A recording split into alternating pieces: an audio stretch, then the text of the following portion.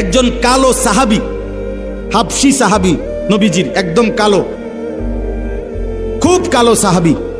এই কালো একজন সাহাবী, একদিন উনার একটা অভ্যাস ছিল, তাফসীরের মধ্যে আছে, উনি মাঝে মাঝে নবীজির সামনে আইসা বসতেন, নবীজির চেহারা মোবারকের দিকে তাকাইতেন, একটু পরে উঠতে চলে যাইতেন। একদিন নিরিবিলি একাকী পাইয়া নবীজি সাল্লাল্লাহু আলাইহি সাল্লামকে এই হাবশী সাহাবী একটা কথা জিজ্ঞেস করছে, ইয়া রাসূলুল্লাহ, আমার একটা কথা আছে।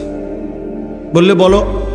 তো এই হাবশী কালো সাহাবী বলতেছেন, ইয়া রাসূলুল্লাহ সাল্লাল্লাহু আলাইহি ওয়াসাল্লাম, আমার জানার বিষয়টা হইল, আপনাকে আল্লাহ তাআলা যে বাহ্যিক সৌন্দর্য দান করেছেন, আপনি সর্বশ্রেষ্ঠ সুন্দর, আর আমি একেবারে কালো।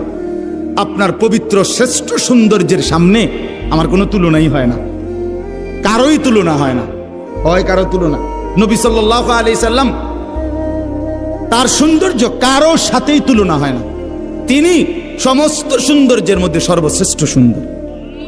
আমরা হাদিসের মধ্যে পড়ছি একটা সুন্দর জিনিস কি, যে আল্লাহ নবী সাল্লাল্লাহু আলাইহি সাল্লাম বলছেন, আল্লাহ তাআলা তার সমস্ত সৃষ্টির মধ্যে যে সৌন্দর্য দিছে, এই সৌন্দর্যের অর্ধেক ইউসুফ আলাইহিস সালামকে দিছে।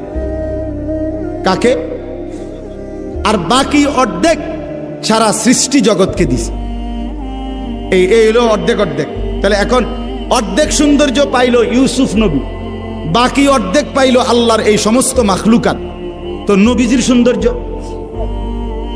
ওনারটা কই? এই জন্য তাফসীরে লেখছে, ব্যাখ্যায় মুহাদ্দিসিন কেরাম বলে, অর্ধেক নিছেন আল্লাহ দিছেন ইউসুফকে, বাকি অর্ধেক গোটা সৃষ্টি জগৎকে। আর বন্ধুকে বলছেন, বন্ধু আপনাকে আমি পুরা সৌন্দর্য দিলাম একসাথে।